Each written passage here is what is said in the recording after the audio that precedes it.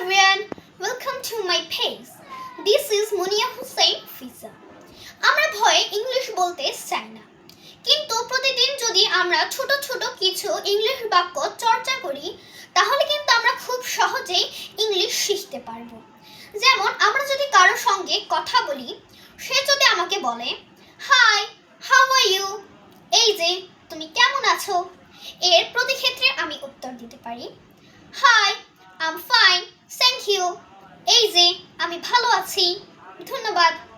সে যদি আমাকে প্রশ্ন করে হোয়াটস ইওর নিকনেম, এখানে নিকনেমটি বলতে বুঝিয়েছে ডাকনাম।